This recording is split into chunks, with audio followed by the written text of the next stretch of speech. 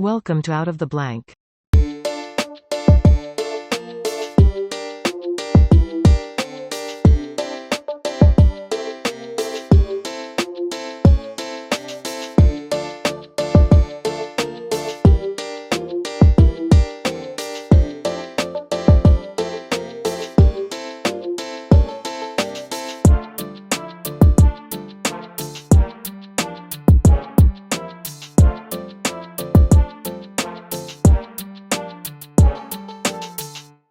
Welcome to another episode of Out of the Blank Podcast. Gina, it's a pleasure to have you on the show. Would you please introduce yourself to everyone out there listening?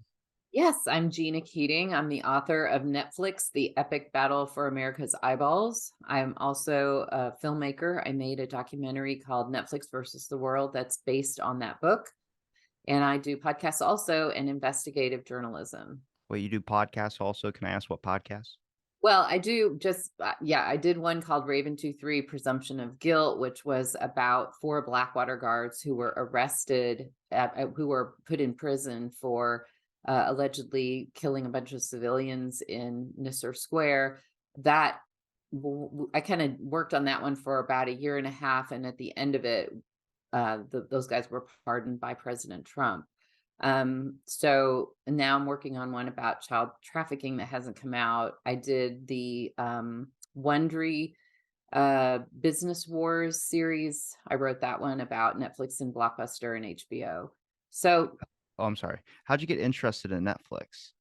I that's a big jump from doing that to then doing, and I get it, you're a journalist, but that's just, to me, this is like two extremes.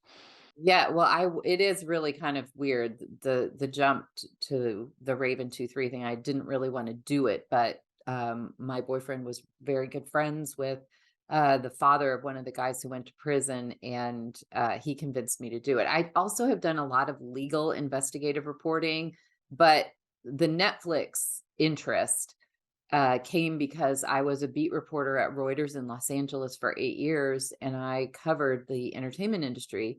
And I happened to get, when I inherited that beat, there was a company that was very small called Netflix among the other huge companies I had, like Disney, Viacom, CBS. And then I had the whole vertical. I had Blockbuster, movie theaters, Regal Entertainment, Pixar. So I had all these big companies, and then this thing that I didn't even really know how it worked. This was 2004. And I had to get one of the kids who was younger than me at the bureau to show me how it worked. And so, they were pretty desperate at that time for coverage because a lot of analysts thought that Netflix was kind of like a pyramid scheme or something. They thought it would never work. They thought it was, really overhyped. And so they really wanted someone in the financial media to take them seriously. So I got a lot of access to their officers, Reed Hastings, and all of the initial people who were there. And, I would go out to Los Gatos all the time for product launches and interviews and things like this. And so I learned a lot about the company and how they thought. So it was, I watched everything happen with them, and it was really surprising to me how quickly they grew. And the battle with Blockbuster was just remarkable because nobody thought Netflix would win it, and they really shouldn't have. There were just a lot of really good decisions that were made by their management and a lot of bad decisions that happened at the Blockbuster board level that made that whole thing happen. And then, they just transformed the technology, the industry, how we enjoy entertainment. It was just this massive transition that I got to watch, and I wanted to talk about it. Can I ask what some of those strategic moves or some of those big mess ups that Blockbuster had from high level that might have? Because I mean, it sounds so normal to say that, like, of course, the technology, people would rather sit at home and watch films. But I mean, there could have been, it wasn't normal 10 years ago. It wasn't normal 15 years ago or however long when, people were going to stores and getting DVDs or getting movies and checking them out, and like a library, basically. Like that was more normal. And Netflix kind of seemed like the far-fetched idea. And then now it's just the complete opposite. So I'm wondering what led to that kind of change, and now this normalization of streaming services in your home. I mean, it's good. I like it. It's you don't have to leave your house. You can be in your underwear, and you can't do that at the movies. I mean, you can, but you'll probably get some eyes looking at you. But that's a big shift, and it's now ingrained into our society where I can't even really remember what it was like to actually go to a store to check a DVD or film out. Yeah, I mean, you have to cast your mind way, way, way back to when people it was normal that you would wait in line to see a movie, a big movie, the summer blockbusters, the Christmas blockbusters. Those were events in society. And, on a weekend in most of America, you would go and check out either a VHS tape or a DVD.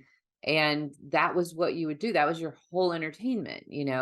So it's very different. We used to be very collaborative with entertainment. It was something we enjoyed together.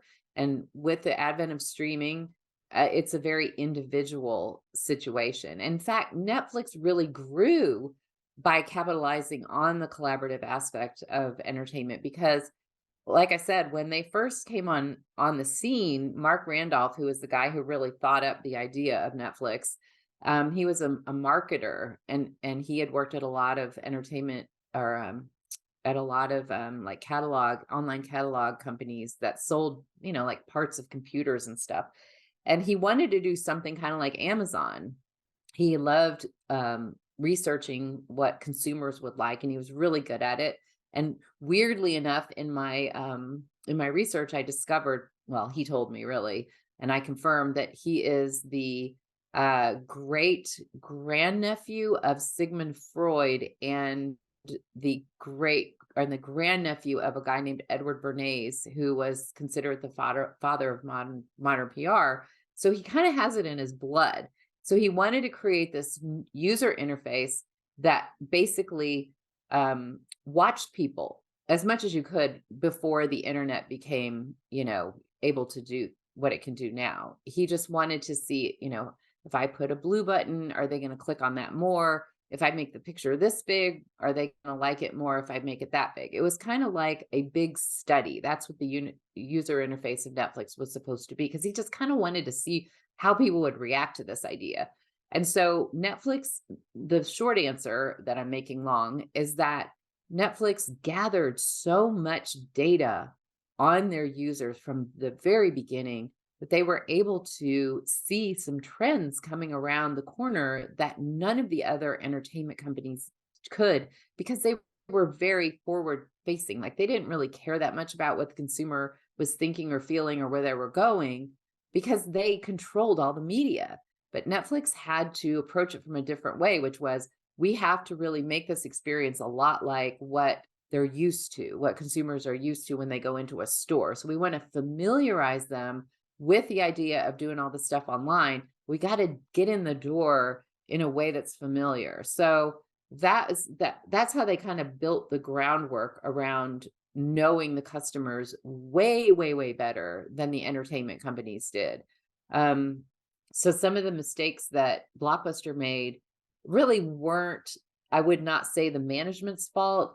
They had the unfortunate um, problem that Carl Icahn, who's a guy who owns a hedge fund, he wanted to buy up a whole bunch of Blockbuster stock because he thought Blockbuster was going to buy another company called Hollywood Video and then dismantle it, and that was going to, do some good things for the rental industry, movie rental industry. It was going to boost Blockbuster up because it was going to take out a lot of Hollywood video stores. So he gets in, buys a whole bunch of Blockbuster stock, and then Blockbuster realizes that it can't buy Hollywood video because it's too expensive, because Movie Gallery, another chain, came in and bid up the price.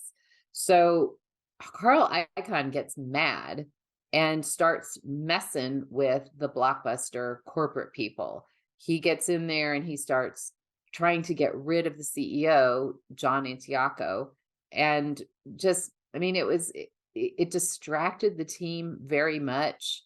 Um, It cost a lot of money that they didn't need to spend, because Blockbuster also had to do a couple transitions, because remember, it had all these stores that it didn't own, a and it was in VHS, right? Everybody was doing VHS. It had to transition to DVD, and then it was gonna have to transition to streaming.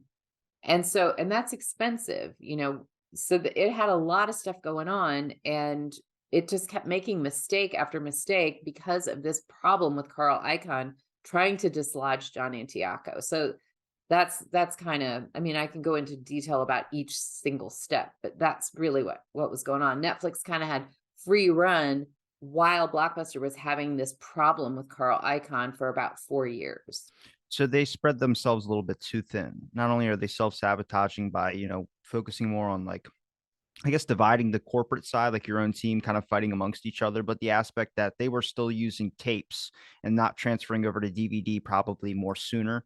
And it wouldn't have been, it was just a whole bunch at once where it was like you guys are trying to basically cut or jump 10 steps and we can only probably afford two. Because Netflix, I mean, the streaming idea, and just, I mean, I don't know where they get their licensing or who they talk to. I know when, because I'm making a film, but when I wanted to see, like, how do I get this on Netflix? You want to look up how you do it. And they're like, we have to have an in with somebody at Netflix. And I'm like, so these Netflix people must be really, really connected. And I mean, we see that even now with Disney Plus. Disney Plus, I don't see any Disney films really on Netflix.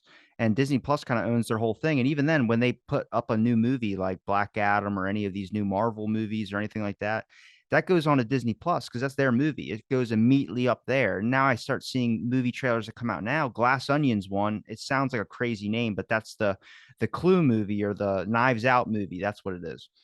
It's the second version, and it goes. It'll be in theaters, but then it's going to be strictly on Netflix. And you're like, well, so now this is a Netflix exclusive. We know about like certain streaming profiles now have that, but it's that okay. Now you're definitely pitching for a bigger audience, realizing that the market's a little bit too big. Yeah, well, I mean, Netflix, everybody kind of learned their lesson with Netflix, because when there was kind of a confluence of things going on that allowed them to get that big, like I was saying.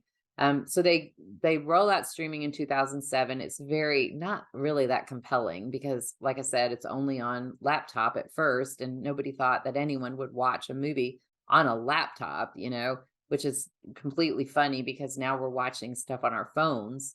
But, so they didn't have a great catalog, but unfortunately, so in 2008, 2009, what happens? The market crashes. We have this huge recession, and all of the media companies were desperate for cash because they could not, their stock could possibly collapse if they can't, get people to come to the theme parks at Disney or buy merchandise or go to the movies. People weren't doing this stuff because they couldn't afford it. So the media companies had to make up that cash somehow. And Netflix stepped in and said, hey, guys, if you will give us the rights to some of your big movies, because remember, all that stuff used to be on Netflix, we'll pay you zillions of dollars. We'll pay you, a huge premium for this stuff. And so people were turning around and saying, okay, fine, we can make our books look okay for our investors if we just give them these rights for 3 years, 5 years, something like this, and then we'll take everything back. Well, this was a strategic mistake because Netflix now had everything. People were staying home because, again, they didn't have money. They were learning how to stream. The streaming option is getting better. And, and then all of a sudden, Netflix starts spreading everywhere. It goes worldwide, and they're building a catalog on all this great American movies and television shows. They're spreading it all over the world. They're growing so fast. And it was just an enormous mistake. So all the media companies, as soon as those deals ran out with Netflix, they were like, we're never doing this again. We're going to start our own streaming services and we're going to profit from that. So that's why it's so compartmentalized, and you can't, you got to look for stuff. What platform is it on, so that you can buy it or stream it. So it's kind of unfortunate because for a while I really thought wow, you're gonna be able to get one platform, go on one platform and see it all, which would be amazing, but you can't do that. It's probably getting worse and worse. It started with on demand, which was this idea you could order movies and do, and everybody remembers that. But then Netflix, I feel like now it's kind of like how Coca-Cola is. That Coca-Cola does not need to advertise. People know what Coke is. It's like hello in other languages. It's the kind of this universal term. Everybody knows what that is. But Netflix is kind of like that because it was so advanced in the beginning, and then now it's like all these streaming services are now making their own. Disney made their own, Amazon makes their own. Now there's so many out there. It's like Netflix started making their own movies basically. Either if it was a documentary or if it was a not even a Netflix exclusive, but just would buy the rights or create a film. Like Wormwood's a good one. It's a you probably don't hear about it. It's more about like there's a during yeah, I'm not getting conspiratorial here, but there's a guy, Frank Olson, whose name got mentioned in the church committee after the Watergate hearings, and his son made a documentary about his dad's death, and he blames the CIA for it. And this whole documentary that I didn't even know existed on Netflix, and it's because when I go onto my Netflix, I get watched again, but I get all the comedies, and all the comedies are just stuff. And maybe it's my fault for the tailor-made experience that everyone tries to, I guess, capture on as streaming services, which is we're going to make it just for you. And that sounds nice, but then you realize, like, why does that person on their Netflix have way more stuff and new options of like new movies, and I'm stuck with Rush Hour 3, Step Brothers, or just a bunch of silly like comedies you watch at 2 o'clock in the morning, and it's just like, I mean, and then I don't feel the need to go look for anything. Like, I don't feel the need to search. It's right there. It's the convenience factor. I click on it, and then I end up watching Rush Hour 3 100 and something times in a matter of a month. Yeah. I actually did a TED Talk about this because after I did, the research for, the Netflix prize, I just thought, "Wow, this is maybe not super positive." So the Netflix platform is and the recommendation engine, what they used to call that, is, um, powered by matching algorithms, right? So, the how they work is or how they used to work, I'm not really sure it's the same, but they call it nearest neighbor. So, they would have groups, they would look at groups of people who liked Rush Hour 3 and say, "Okay, they all love it, gave it 5 stars or whatever the rating is. And what else do the people in this group like?" And then they would take, like, say you liked some Jackie Chan movie or something, they would recommend it to somebody else in that group. They'd recommend all the stuff that everybody liked to each other. So you were kind of like in this bubble of people who like the same thing as you, and they would start recommending movies, that's how they would do it basically. But what it does, initially it was really good because they had, like I said, a really limited catalog. They were getting lots of foreign films and lots of genre films like anime and Bollywood and things like that. And so, a lot of people in the United States were not familiar with those genres, or they weren't familiar with the foreign movies or the independent movies because they weren't popular back then. And so they would say, okay, well, this foreign version of Rush Hour 3, you would like this. And so it was fun at the initially because you'd see all the stuff that you'd never been exposed to before. And so it was a very broadening experience. But as the algorithm has gotten better, it's become very narrowing. And the algorithm was perfected in the Netflix prize, which went on for several years, where they had machine learning experts and just really anybody could get in on it. There was $1 million prize and a leaderboard and everything, and it was considered quite prestigious to, advance in this thing, in this contest. But what ended up happening is when the Netflix prize was awarded, that technology started to be a license to a lot of different other, industries, banking industry, healthcare industry, credit card industry, so that these businesses could figure you out, sort of algorithmically and give you suggestions based on what somebody like you would like. You know what I mean? So you're not getting it's very difficult now to get outside that algorithm and see what other people are experiencing. Where's my I individuality? They said I was an individual. I was like a snowflake. I was not soft, but I was an individual, like unique person, and now you're saying like people like me. What do you mean? Yeah, exactly. You're a type now. You're not a person. But it's so difficult to do because the algorithm learns what you like and then it wants to give you only what you like. It doesn't have the capability of suggesting like a clerk in a video store. That's exactly what it was supposed to do, was it was supposed to assume the function of what a clerk in an old-fashioned Blockbuster used to do, which was some other person who had as like you, who has a lot of time to watch movies, you can put out make great recommendations based on someone that you know personally because you have an individual relationship with that person who you know, and you can kind of like flip through the catalog of movies you've seen in your head, and knowing that person, you can go try this. But the algorithm can't do that. It can only say, "You like this, so you're gonna like that." It doesn't allow you to progress. It bases its decisions on what you've done in the past. So that's the flaw in it, is that you can't go forward and explore things that maybe you would like and maybe you won't like. I think the algorithm is definitely part of the reason why I end up watching the same film over and over again. Because when I start scrolling through, I'm like, there's nothing good on Netflix. And it mostly it's just always when the new stuff pops up at the top is where, I watched Hubie Halloween probably 1,000 times because I love that movie with Adam Sandler.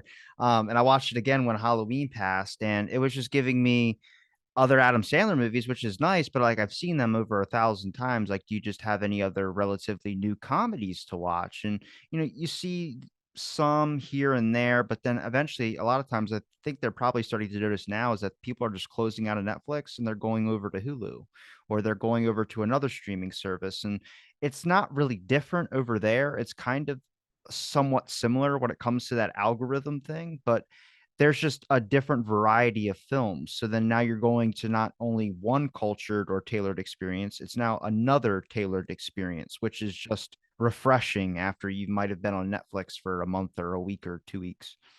Yeah, I've started watching movies with a friend of mine who really loves sci-fi. She's really into sci-fi and kind of mystical things like that. And that's I'm not really, but she suggested some great things that I love because like I said, I was watching Sandman last night and I thought it was amazing. And I'm like you, I thought there is nothing good on Netflix, but it's because it's recommending me things that I've already seen and I'm kind of bored with. So, and the other thing that's great, that's kind of disappeared in the streaming experiences, we'll sit together and watch the movie and then we'll sit and talk about it. We've done that several times and it just brings back the memory of doing that, because a film is really supposed to be a shared experience. It's supposed to be something that you talk about. And it's really kind of not that anymore, I don't think. That's why movie theaters put a bar in the movie theater now. It's not that they want you to get drunk and then watch the movie. It's that when you're done afterwards, you can sit at the bar, get a beer, and then talk about the movie you guys just I mean, it's the decompressing aspect of watching a film. You want to talk about it, but the streaming services, I mean, you would think you'd spend more family time together because of that. And it actually didn't really change it at all. Is people still do their and it's the fact, like, I mean, even if we talk about what Netflix was in the I don't know if this was relatively the beginning, but maybe when I first started using it, there's only 2 users allowed to be active at once on it. I don't know if it's still like that now, but I remember that there was another fee where they upped the pricing of it, and then you could have more than 2 users, and I'm like, I mean, that's if they keep it 2 users, that's good, because then if you have one person, that you don't really like watching it in their room, and then you wanna have a family thing and not invite them, you could just go downstairs and have the family come join. It sounds dark, but people do that. But, I mean, that makes a little bit more sense, to sit down and watch a film, and I thought that was gonna be something where it's like, okay, the ease of access of getting a film is right at your fingertips, literally, and there's so many streaming services out there, you literally have to go out of your way not to watch a film with somebody. But it is that. It's that kind of, well, they don't really like what I like, and then I don't wanna spend 30 minutes trying to pick out what we both like, and then so I just wanna watch The Walking Dead for the billionth time, and then that's even annoying. I hate doing that, like, when people watch the and I get it, it's the shows. you find one you like, and then nobody ever wants to move out of it. And that's where we see AMC used to own The Walking Dead. I used to remember every Sunday watching it in the beginning. And now you can get it on every streaming service. And sometimes people don't even watch when the show gets released. They just wait till the full season's out on Netflix so they don't have to wait. They can just keep going. And then it pops up on your screen. Are you still watching? It's like, don't ask me, just keep playing. Yeah, you know what? That's something that Netflix discovered because, about binging. That was not a behavior that anybody predicted at all. So remember, I mean, you don't remember because you're too young, but when DVDs started to come out, which was like around 2007, the movie studios did not want this technology. But they had to go with it because you were already seeing a file sharing on the internet, and it was really threatening them because they thought, okay, we can just not do anything about this, and then somebody is going to upload a movie to the internet and we won't be able to control it. So we might as well put something out there that's electronic and copyable, but we can just make it really difficult, expensive and difficult. Or I'm sorry, we can make it so that people can buy it and we get the money.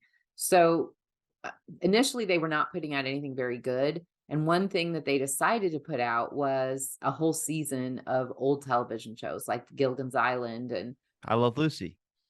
right, the ones I watched when I was a kid. And they were thinking nobody's going to watch this. So at least we're saying that we're doing something, but we're putting something into the market that we feel is less valuable so we can watch and see what people do. So of course, Netflix, one of their selling points was, okay, yes, we might not have all of the big hits like you can get at Blockbuster, but you can get everything. Every DVD ever made, we're going to have it. And so they bought that stuff.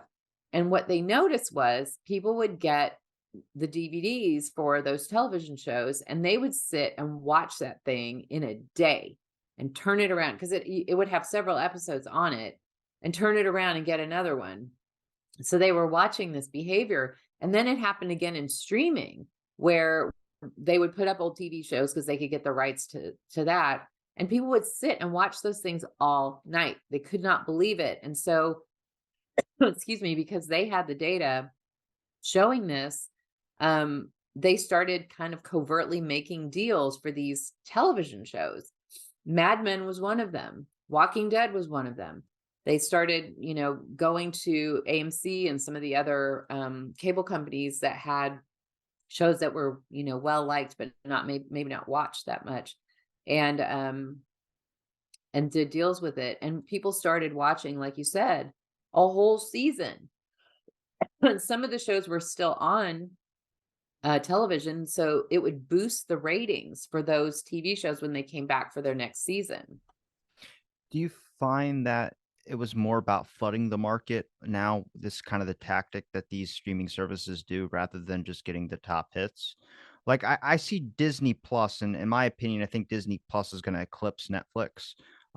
Mostly because I don't know what happened, and I this is new to me, but they just made a Winnie the Pooh horror movie called Blood and Honey, where Winnie the Pooh is a psycho killer, and him and Piglet killed and ate Eeyore, and it's going to be in theaters for one day. It's the day after Valentine's Day, and it goes right to Disney Plus. And What? Are and you I'm serious? not joking. They're doing that now. The same director. I don't know if he made a deal with somebody who works at Disney or Pixar, but he's now able to do it. He's making one about the Grinch. It's literally the Grinch, and he's eating like little Lucy. He's doing all the, and it's like it's good camera. It's not crappy like raw like rookie material theater works. It's like really professionally shot. But they must have got permission from Disney or Pixar. And now that I start looking into the Netflix aspect of things and the multiple streaming services and just trying anything to get people's attention, I honestly thought it was just the way the film industry has evolved. I mean, if you're not seeing somebody get their head chopped off every 2 minutes, and people mostly lose interest. But I mean, if you see the evolution of film, even when it comes to romance on screen, 10 years later, you had to keep a foot on the ground, and then they cut to like a fireplace, or they cut to a rain on the window. And that was supposed to be, the audience would assume whatever happened happened.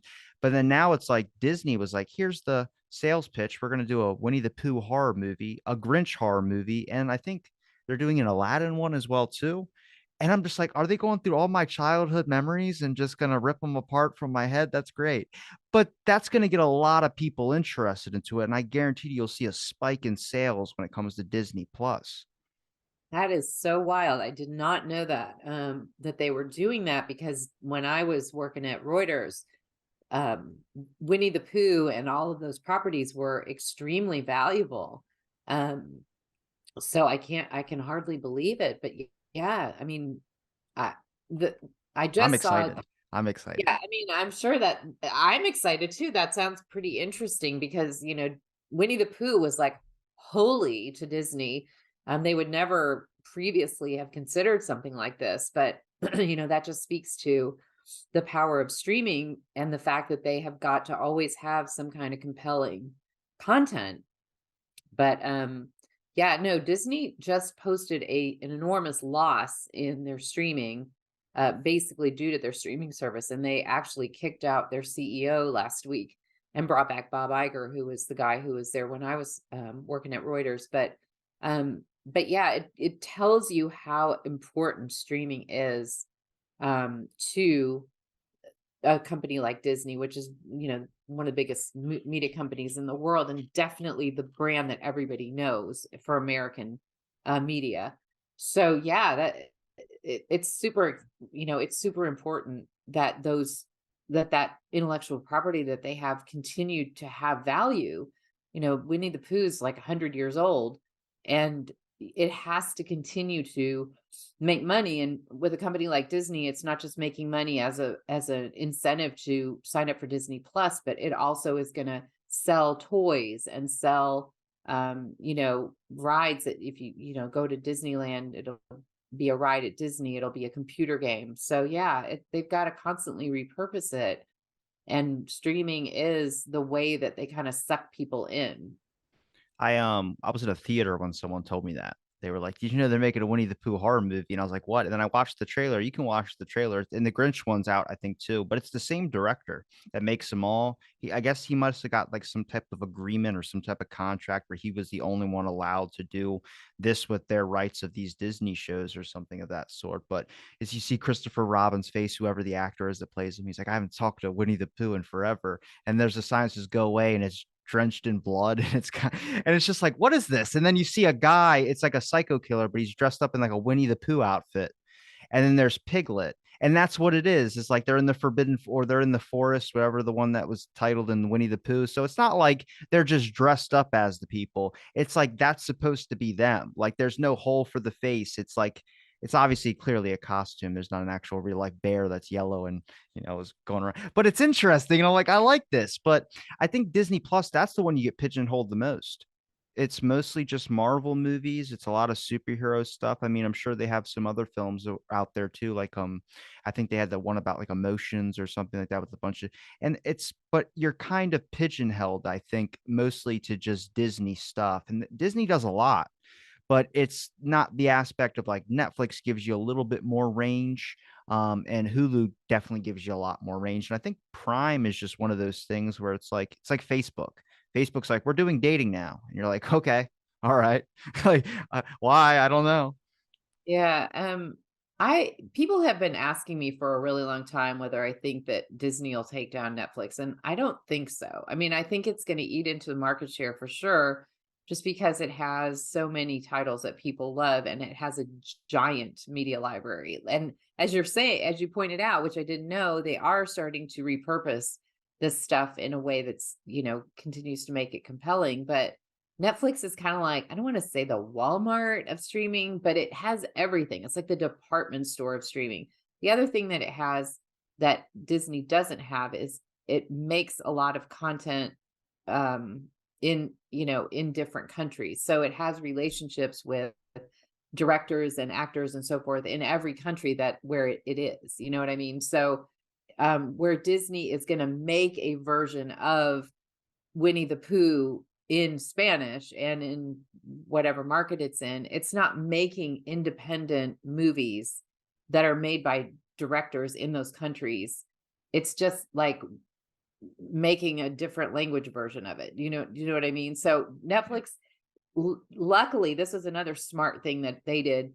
Back in the day, when all they could get was when, independent movies, when they were trying to stream, set up the streaming service and so forth, they made these relationships with directors that were very young, that were coming on, that were making independent movies, kind of like what you're doing. They had a production company called Red Envelope Productions, and they were giving money to young directors and getting their films and distributing them on Netflix. This is before they started making content the way that they're making it now in 2011. This was probably in 2004, 5, 6, 7. And then they shut it down and started um, concentrating on actually becoming a studio themselves. They were just basically buying films and helping people distribute them. But they made a lot, all those directors and actors that they were helping got into the mainstream after a few years and some successes. And now they're the guys and women who are making the movies that everybody wants to see in Hollywood. And they did that not just in the States, but they did it everywhere by embracing the independent film market. So they have these relationships that I don't think anybody else has. And you're seeing films that are made in the cultural milieu of the actual country. There are actually stories that are unique to that country, and voices that are unique to that country.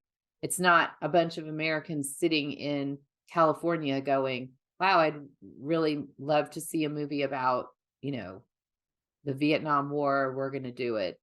Netflix can go to Vietnam and say, okay, make a movie from your perspective on what it was like. And it's good. Do you think that I believe, if I'm not mistaken, there was a brief amount of time where I think documentaries were a little bit more trending than usual, and I think that was because and I didn't even watch documentaries before this, but when I would log into Netflix, there would be 3 Mile Island about the nuclear disaster. There'd be the John Wayne Gacy tapes, and there'd be a bunch of recommendations where it's like, try something or something like that. They listed it under, and then there'd be a bunch of documentaries. That is very interesting because I think that woke a lot of people up to a lot of documentaries that are on there. I mean, I don't think Disney has any documentaries. I don't know if Hulu really goes very deep with documentaries, but Netflix does, and they show a lot. I even think they hit a more of a controversial aspect of things. I think it is just like with Disney going for horror movies now or doing their characters in horror things. Netflix did Dahmer, and that was a little bit controversial. And even with Sticks and Stones of Dave Chappelle, there was a little bit of fight back about that. And they changed the rating, I think, on Dahmer. It was in a topic category of LGBTQ. And people got really mad. They kind of dropped that and then didn't make a statement about it or anything, just changed it, and everyone sees it now. But I think those controversial, more real, more kind of like not really, I wouldn't say towing a line, but it just society acts differently around that. That's a lot different than like Rush Hour. I mean, you couldn't play Rush Hour 3, to be 100% honest with you. That would not fly today. That Tropic Thunder wouldn't fly today. But they have those there, and they're just not shoving it in your face. And I love all those movies, and I don't get the whole controversy behind it. I love Chris Tucker and Jackie Chan, but they're there. And to me, like when I saw that, I was like, well, that's interesting. And it's like, I don't know if Netflix is too big to even care at this point. You know what I mean? Like there's the cancel culture aspect. I know a lot of people use that word way too much, but there is this kind of like upset sometimes, but they don't seem really bothered by it. I mean, I don't think people are going to delete their Netflix subscription just because there's something that they don't, necessarily agree with or like on it. Yeah, I mean, I think you're right. I think that it's gotten to the point of influence where it would take something huge, some kind of huge controversy. But they've had that since the beginning. I remember when they did 13 Reasons Why, and people were upset because it was about people said it was promoting teen suicide. They had more recently that Cuties movie, which was French, and the big problem around that, a lot of people didn't watch it, first of all, and they thought that it was promoting, um, you know, prepubescent sexuality and kitty, child trafficking and stuff like that. But in fact, the movie was absolutely different. It was supposed to be a female empowerment movie, but because people didn't like the poster, which showed girls in kind of suggestive outfits. They got a lot of heat about that. They got a lot of heat when they made a deal with the Obamas to do movies because everybody accused them of being too liberal. So yeah, I mean that happens all the time with them, and they might make a little course correction, like with Cuties they changed the poster, and I think that they did some warnings in front of 13 Reasons Why. So they will react, but it's like you said, over 100 million users, it's going to be very difficult to get any kind of traction against them because they're just huge. We're just speaking from like I guess your perspective on this from a journalistic aspect. Do you think that these streaming services are gonna kind of go into the political? I mean, they do a little bit with some of the. They just did a 2022 film or something like that. That was like it starts off talking about the Jan 6th thing, and then it's like one of the people from like the right wing talking about because we thought there were lizards in the cat, and it's a joke. But it kind of like makes fun of that a little bit. So, but you see that on both sides, and Netflix has all that. And I'm like, is Netflix just going to become more political? Like, is any of these streaming services going to do more political films or just do anything of that sort that usually wasn't on there? I mean, I didn't, like I said, I didn't notice the politics in film until I started analyzing the 60s and then a little bit so on. You kind of see it everywhere, but now it's like they're outright just talking about, I think what was it? That movie right in the when the pandemic did happen, there was a movie about infectious disease that was like everything just like COVID, but this was like the whole world was desolated and you couldn't leave your house and the SWAT people would come in. And I was like, whoa, like, hang on a second. That's like rubbing salt in the burn. We're in the middle of that right now. I think that was Outbreak, which was a real kind of an old movie. I remember seeing that years ago and thinking, that's ridiculous. But yeah, no, they've actually had some controversial issues with politics. They allowed, because they court people who are um in independent filmmaking, and they tend to be pretty opinionated, especially people who are doing political documentaries. They're going to take a side. I remember Fahrenheit 451, the Michael Moore movie was on Netflix.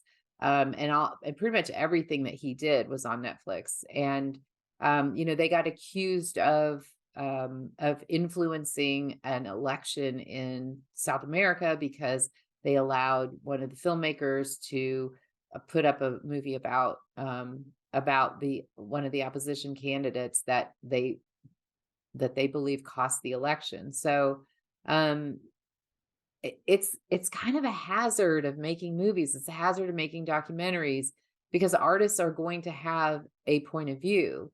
So I think that they don't avoid that. I mean, Disney is not going to step into those waters. I mean, except for what you just said. I mean, kind of fantasy stuff. But the ones who do, I do believe that that is going to be that's going to be important fare for streamers because people want to learn about issues. They want to learn about politics. That's why documentaries are so popular. But as you noted, there are more and more streaming services that are more and more niche.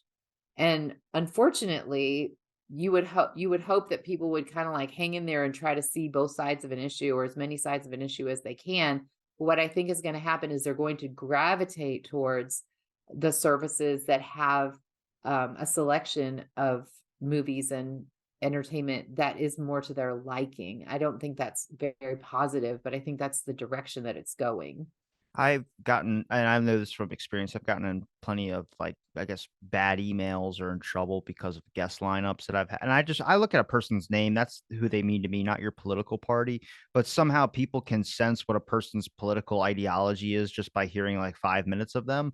And they're like, well, you had this right wing person. I was like, I thought I've done a pretty good job staying balanced for almost 1,300 episodes, but I don't think of that. And now when I started to think about it a little bit more. It's my ADHD getting me in trouble again. But when I start going on Netflix and I start watching a film, I start noticing certain things that could be taken right wing and taken left wing or taken all this. And I'm like, there's definitely a towing line with each person who runs these streaming services, what they're going to have on theirs and what they're not. And the best example is the Netflix documentary about the Russian doping scandal. The guy who made that, I forgot his name, did a great job. Netflix picked it up like that. But then he goes and makes a documentary about Saudi Arabia, and Netflix is like, nope, not touching that. Amazon wouldn't touch that. And it's like, okay, so what is that? Is that where's your relationships are? Like, are some of your connections overseas, and then that gets a little bit even intertwined as well too. Yeah, absolutely. And Netflix really, really wanted to break into China, which has been a very problematic market for US companies because there are so many rules about what you can show and can't show. And there's, um, there just is a very long lasting, far reaching um, knock on effect of everything that that company makes. You know what I mean? So if you want to be in China, it's going to affect all your entire product offering because you can't make a version for China, even though it's a huge market. And that kind of happens here too. Like we discussed, I have had the same problem as you. People are definitely really vocal about what side you're on. You have to take a side. So I did this business stuff with Netflix and did the movie and everything, and then I got involved in this other project, which was about, the four Blackwater guys that I did the podcast about. Probably going to do a book here pretty soon. But I actually had friends in the media industry who were looking at me really differently because I chose to investigate this case because, Blackwater is really hated on the left. And people just wouldn't hear the story, which was really terrible because it was a story about the abuse of the criminal justice system to convict these guys. I had, all the evidence that I needed. I had a lot of, liberal law, legal organizations. The biggest law firm in the country, which is also left leaning, all of them saying that these guys were unfairly convicted. They should never have gone to prison. The case um, never should have been brought. They were basically scapegoats because people were angry about what was happening with the Iraq War. That's what the story is really about. But because Blackwater was involved, the Iraq War was involved, nobody could hear what the real story was. So that I think that's very unfortunate. And it's so automatic now that we look at what somebody's orientation is politically that it's really I think it's bad. It's again, I think an outgrowth of the algorithmic aspect of the internet. From a journalist perspective, do you feel like that's gonna ever change, that people would stop having like, because I see it, the only thing I can relate it to right now is with the, JFK assassination. It's the conservatives are the ones that believe the official story, and then the conspiracy people happen to be like, I'm not even a liberal. I mean, it probably would be independent. Honestly, I would say I'm politically homeless, but, like, there's just a lot of, like, really dark things or cover up type things that are in the Kennedy assassination. But what I say is like there's a double standard. Like more people would believe that the government killed Martin Luther King, but then when it comes to JFK, they couldn't get there. And it's like the same names you see in the JFK case, COINTELPRO, all these things where they invaded Black Panther Party and all this type of stuff and got them to, fight against each other. It's like this doesn't really need to be about politics. This could just be a factor of like what is ethically wrong, what is historically, I would say, I mean, and for some reason, I had a guy on my show who did Holmesburg Prison. It's called Acres of Skin.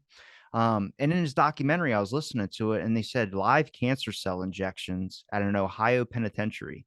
And he wrote for the New York Post. And I was like, what is that? And he explained it on the show. He's like, yeah, they inject prisoners with live cancer cells. And he made a whole documentary, a book about it, everything. And I was like, I don't know why, but that sounds more believable than if you said they just did that to an average citizen. And he goes, it's because the dehumanizing of prisoners. He goes, people they get lost. They go, oh, they're not a person anymore, and that's how everyone's viewed them. It's like, now if we can understand that, how can we not? And everything just it comes that conspiracy thing again. There's like certain moral beliefs, and I don't necessarily. Maybe it aligns with people's political ideologies, but it makes it so you can't talk about anything.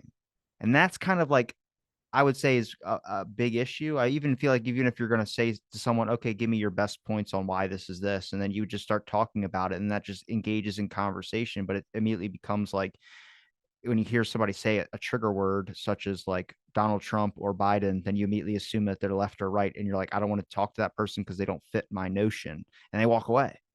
Right. I mean, that again is when I did I think that I did this TED Talk probably 4 years ago, and that was what I was warning about was you become more and more siloed, you become more and more isolated and less tolerant of things that make you uncomfortable. And that's not a way for a society to work. You know, we're not ever going to believe that there's things that happen like what you just described if we don't have the experience of dealing with people who are different from us and who have different beliefs maybe, but we can share a common value. You know, we might come at something a little differently, but you know what I was trying to say with both my Netflix book and with this story is that powerful entities can go very wrong for reasons that just don't seem to make sense. The issue with Carl Icahn and Blockbuster and the fact that, in fact, the Blockbuster team should have won and should have transformed, the streaming industry because they were ahead of Netflix. They were already testing different ways to stream in 2000, 7 years before Netflix ever got to launch its product. Blockbuster had already experimented with multiple different ways to do this, but because of the ego clash between John Antioco and Carl Icahn, Blockbuster couldn't get there, and it seems ridiculous, you know what I mean, to think that a huge $8 billion company would fall over something like that. People just can't get it. They can't seem to wrap their heads around it. And the same thing with this Blackwater thing is people cannot wrap their heads around the idea that, you know, a government might be looking for a way to diffuse anger over a war and just place it onto four people who represent everything that went wrong with the war. It seems so odd. Same thing with the Kennedy assassination. It just seems it's such an enormous event that happened from human frailty, but because we don't know each other anymore because we're so siloed, that seems incredible, but it's not.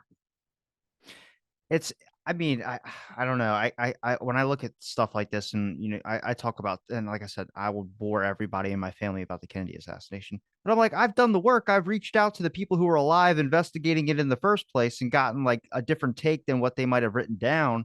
I was like, I think that deserves some credibility, but it's that moral things of where people have spent their whole life believing, and this whole, and it's like not everything's a grand conspiracy. There's probably prior events to that in the first place. But the weird thing is the education value you can get from a documentary on Netflix or a documentary on something like a streaming service. But then YouTube comes in. YouTube has been the learning place for children. I've learned how to, do something with my car. I'm not going to say change oil, but I changed a light bulb in my car because I thought you had to unscrew a bunch of stuff, but it turns out it was relatively easy. There's a video for it. I did that. I felt proud afterwards. But now they're doing movies too. So I'm like, wait, is YouTube trying to like, why is everybody got to try and branch out to something different? There's not like a specific, we're only this. And I'm like, oh, well, that's what I want you for. Even Instagram, social media apps are now trying to branch in other categories. And I'm like, is it that much competition that people are afraid that the one thing that we knew them to do in the first place and then transitioning to something else, trying to capture, I guess, more audiences or keep people still hooked? I'm like, is there really that much of an interest of trying to do something where you might not be good at? Facebook is not good at dating at all. I leave that to, I mean, Tinder's not even that good at it. And that's the app that's designed for that. But that's a thing, and it's like I see so much now where I start to wonder what's Netflix gonna do next. I mean, they had, Amazon had an idea of making a booth that had DVDs or, like, movies, and it was like, "Well, you have it online." It's like, "Well, this is like the DVD thing, so you can," and I was like, "I don't understand what's the point of that. I thought we were done with DVDs," but I guess it's this kinda culture. I mean, the $5 bin at Walmart's done. There's no point in that. I walk by it every single time. I'm like, "What, Blu-ray? Yeah, okay." Uh, but I it is remember, that branch out. yeah, I remember when Blu-ray was going to be the next big thing, and that didn't last long. Um, so I'm sorry. Your question was just about what do you think? what do I think that they're gonna do next? With streaming services, do you think that they're spreading themselves all a little bit too thin? Not like the same situation as Blockbuster, but just moving on to other categories of stuff. Like I expect maybe Netflix I don't know if they've done this already, but live concerts? Um, yeah, they are doing concerts you know, they did a lot of stuff with comedians and things like that. They were thinking about sports. I don't think that's gonna happen. They're doing, sort of a I'm not exactly sure what they call this, but when you have a different, you have an ending that's kind of, like, predicated on selections that you make. It's kinda like a story video game type thing where you get a different answer or different ending or different result from a movie. They shoot a whole bunch of different endings and then you can, you know, select the one that you want. They're going into gaming. And that, you know, Reed Hastings one time said, the only competition that we have now is sleep. We're competing for sleep with people. And that's really true. Um, YouTube getting into, movies, I'm not that surprised about that because user-generated content at one time, like, you know, was gonna be, you know, the golden goose. You know, people were gonna make their own content. It wasn't gonna cost very much, and it was really gonna save YouTube, and that has happened, like you pointed out, there's a lot of stuff on there, that we are teaching each other, but feature films and stories, there that needs to kinda be made by professionals for people to make money on it. So, I think that YouTube discovered that, and that's why they're getting into that now, is because, you know, people will watch short form content that's made by users, but they don't wanna commit to a movie type thing unless, it's kind of professionally done. Um, but, YouTube you fi know I'm about to say YouTube figured that out because Spotify, the best perks about Spotify is you close your phone, and you could still but Spotify added video. That was the thing the advantage YouTube had over Spotify is that YouTube had video. Now YouTube has a subscription service to where you can close out your phone if you pay, and you could still listen to the content. So it's like now they both have the exact characteristics. The one that had an advantage and the other one had an advantage. Now they both have both of those things. So there's not a distinct difference besides you could pay for both. But it is that like now they're kind of the same thing. You can either have YouTube or you can have Spotify, which as a content creator is like good and bad. I mean, it makes it more difficult because you build up your audiences varying. I built up my whole audience on Spotify and then now YouTube, I'm just starting to build that up. And it's that makes it a little bit difficult because then now you got all this other progress. It's like having 2 progress bars, but you put all your chips in one bag. Right, well, but I mean, but you have different users for those things, you know, and different what they call different use occasions. Your people who are gonna be listening to you on Spotify and don't care about the video, or people who listen to podcasts when they're working or around the house or exercising or, you know, whatever. They're just trying to listen, they want some comfort while they're doing another activity. But your YouTube viewers are people who are gonna sit and they wanna see you know, what we look like, how we interact, that kind of thing. It's a totally different experience. It's like TikTok. If you've ever watched anybody or, you know, look at TikTok, it's kind of it's a totally unique experience. You know, you know when you want to pull up TikTok because you have maybe have a few minutes where you're waiting for somebody in the car or you know you're in between activities or something like this. It's you just you have to kind of program for all the ways that people can use your content, and that's what makes it kind of difficult is because you know people are using podcasts and short videos and that to fill in little spaces in their lives. So yeah, and I remember when social media just first came on the scene, nobody really knew how people would use it. You kind of had to experiment for a while, and the streamers are doing that now to try to figure out, okay, how can I get more this person to use this service for more hours? Because remember, every month they have to convince that person to pay their subscriber fees. And if the person is perceiving that they're not using that service, they're going to dump it. And so they can't let that happen. That's why they're constantly experimenting with different forms of entertainment, short, long, interactive, not video, not. I think when it comes to a subscription, I think most people, depending on how much the charge is, they just kinda let it go.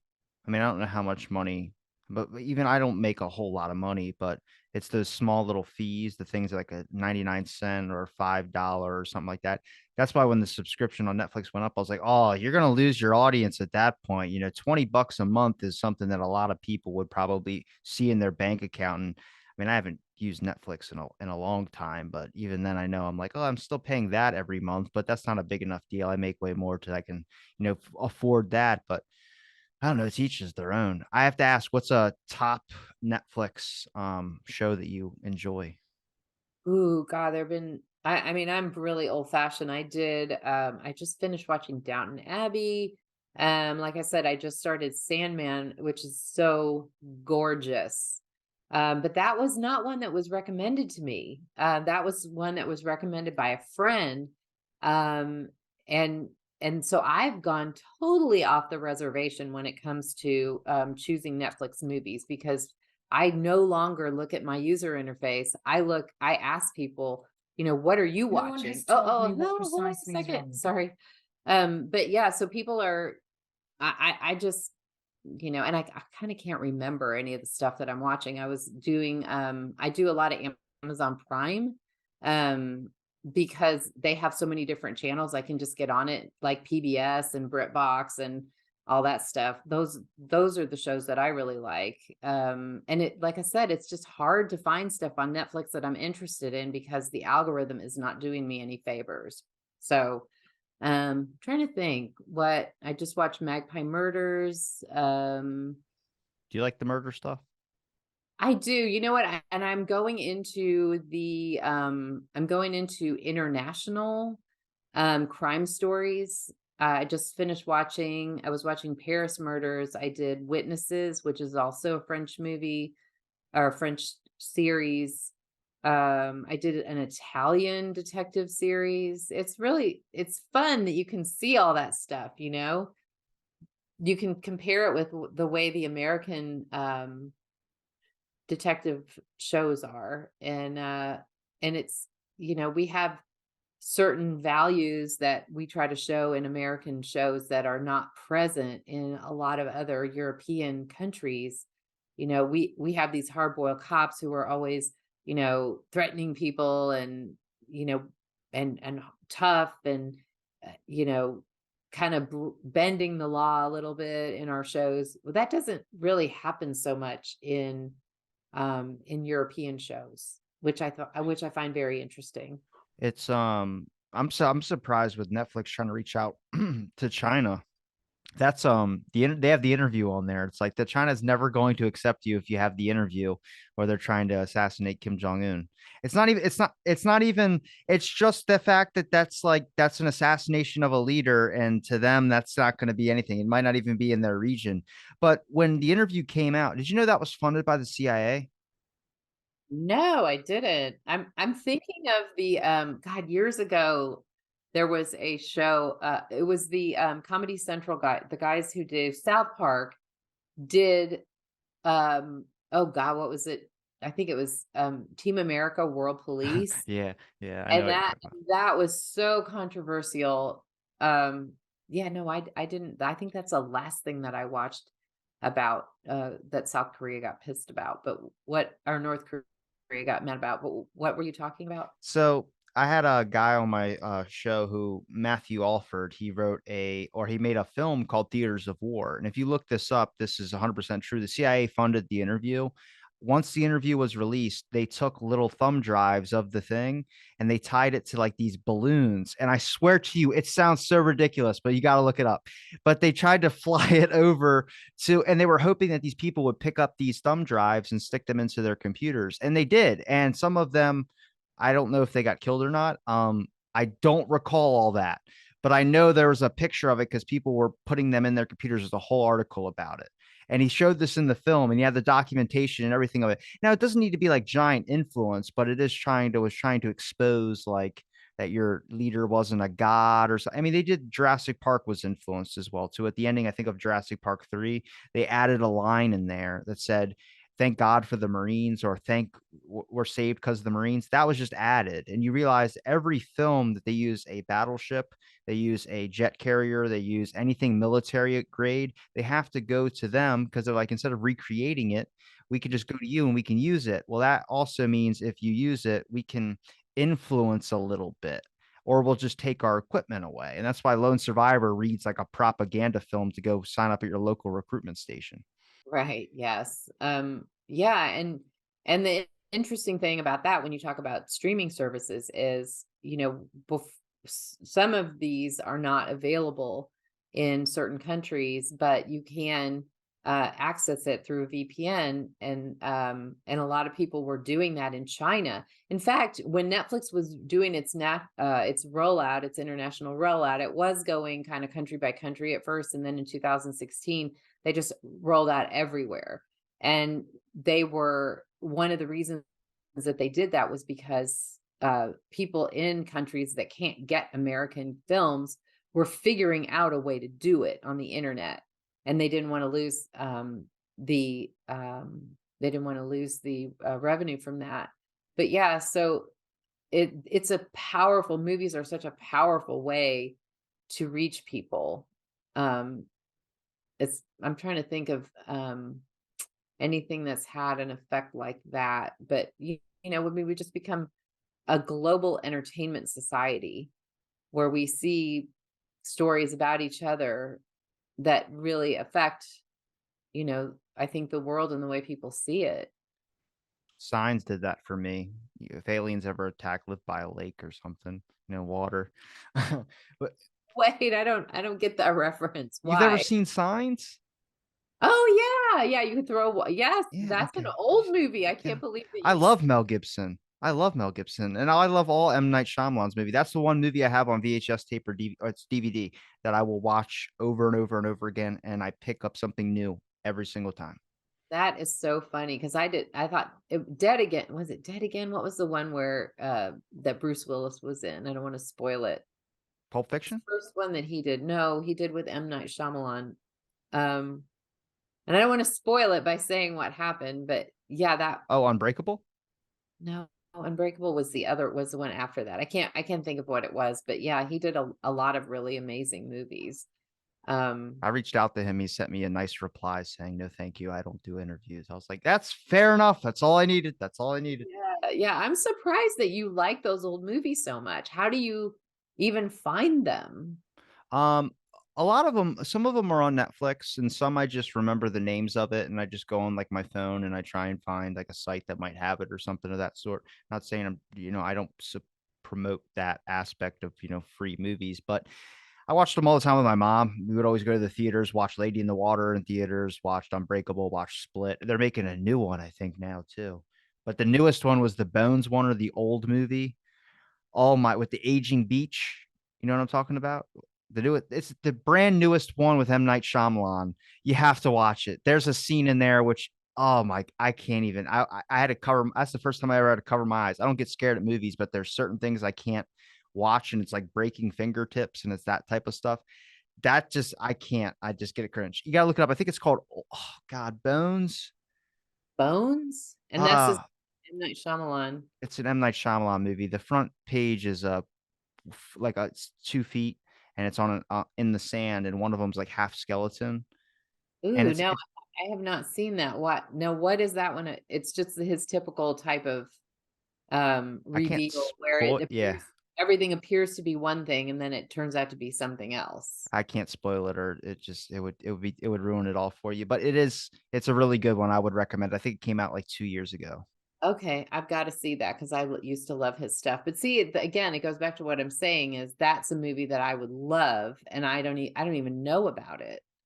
So, yeah, and it's on Netflix for sure. I can send you the YouTube trailer for it after this, but yeah. Gina, seriously, you given me enough of your time. I really appreciate talking to you about Netflix, some of your work as well too, and then also some movies with you. Is there a place where people can find any of your links if you have a Twitter, Facebook, Instagram, anything like that you'd like to promote? I do, I would definitely would love for people to go and see the Raven 23 podcast that I've done, and that's going to be on Apple Podcast, just Raven 23 Presumption of Guilt. Of course, my book is still available on Amazon, and the movie that we did is on Prime Video, believe it or not. It's called Netflix versus the World. So check it out. I'm going to link it all in the description. It's been a pleasure chatting. Thanks for listening to this episode. Out of the